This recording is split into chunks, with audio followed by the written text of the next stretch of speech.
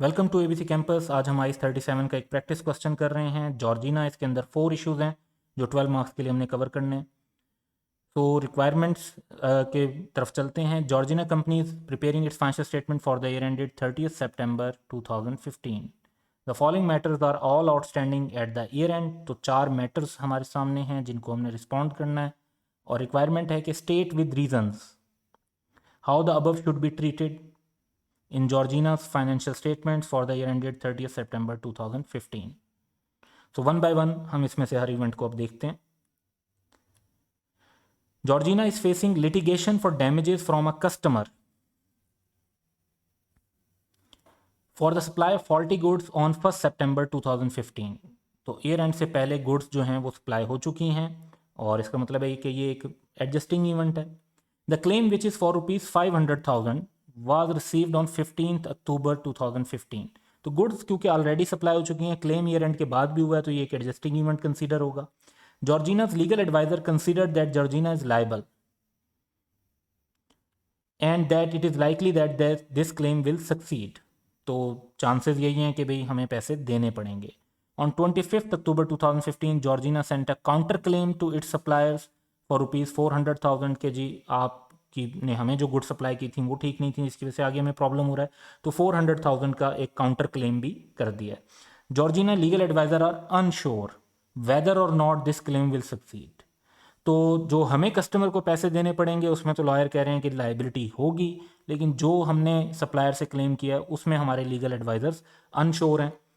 तो इसमें litigation for damages को अगर हम डिस्कस करें जो स्पेसिफिकली कस्टमर ने हम पर किया और उस पर हम आईस 37 का प्रोविजन का क्राइटेरिया अप्लाई करें तो हमारे पास लीगल ऑब्लिगेशन है। पास्ट इवेंट जो है वो सेल है 1 सितंबर की, जो कि ईयर एंड से पहले हो चुकी है। दूसरी बात ये कि प्रोबेबल है, क्योंकि लीगल एडवाइजर्स कह रहे हैं कि ये लाइकली है कि आपको पैसे देने पड़ेंगे। रिलायबल एस्टिमेट ऑफ 500,000 भी अवेलेबल है। इस बेसिस पर एक प्रोविजन 500,000 की बना लेनी चाहिए।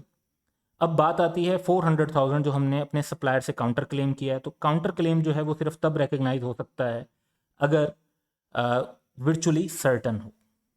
अब यहाँ पर अगर हम देखते हैं तो लीगल एडवाइजर्स ने टर्म यूज़ की कि जी अनश्योर हैं, तो इस क्लेम के सक्सीड होने के चांसेस नहीं नज़र आते, ना ही ये प्रोबेबल नज़र आ रहा है, तो इसको ना रिकग्नाइज किया जाएगा और ना ही कंटीजेंट एसेट के तौर पर डिस्क्लोज किया जाएगा। नेक्स्ट सिचुएशन है कि Georgina sales director who was dismissed on 15 सितंबर यानी ईयर एंड से पहले has launch a claim for ₹100,000 for unfair dismissal के उनको डिसमिस सही नहीं किया गया। Georgina's legal adviser believe that there is no case to answer and therefore think it is unlikely that this claim will succeed.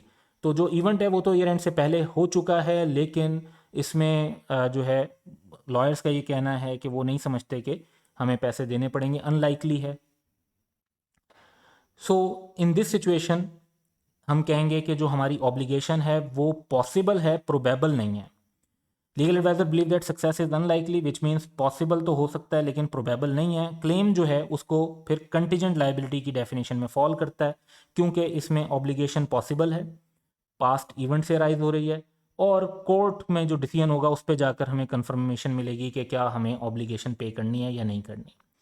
तो future जो court case है या ट्रिब्यूनल जहाँ पे भी ये केस डील होगा तो उसकी बेस पर हमें इंफॉर्मेशन मिलेगी। कंटीजेंट लाइबिलिटी को अलबत्ता हमें डिस्क्लोज कर देना चाहिए अनलेस के लीगल एडवाइजर ये बिलीव करते हो कि ये रिमोट है। रिमोट का मतलब है कि इसके पे होने के चांसेस ना होने के बराबर हैं। इन दैट सिचुएशन फिर कंटीजेंट लाइबिलिटी भी डिस्क्लोज करने की जरूरत नहीं, फिर कोई डिस्क्लोजर नहीं दिया जाएगा। लास्ट सिनेरियो है ऑन 15 सितंबर 2015 यानी before year end Georgina announced in the press that it is to close one of its division in January 2016। तो पब्लिक अनाउंसमेंट हो गई और इसका मतलब है कि कम्युनिकेशन हो गई है। A detailed closure plan is in place and the cost of closure are reliably estimated at ₹300,000 including 50,000 for staff relocation. तो पॉइंट अगर इसमें यह है कि ये प्रोविजन फॉर रीस्ट्रक्चरिंग के एंगल से इसको हम देखें तो आईस 37 का क्राइटेरिया अप्लाई करते हैं तो प्रेजेंट ऑब्लिगेशन है हमारी, that is kind of constructive obligation जिसमें डिटेल्ड प्लान भी इन प्लेस है और अनाउंसमेंट भी हो चुकी है, तो हम एक पब्लिक की एक्सपेक्टेशन क्रिएट कर चुके हैं। Outflow of economic benefit probable है, जो कि एस्टिमेट लगाया हुआ है कि पैसे तो लगने हैं, और reliable estimate of 300,000 has been made. अब ये 300,000 एग्जैक्टली टोटल अमाउंट को क्या हम रिकग्नाइज कर सकते हैं या नहीं?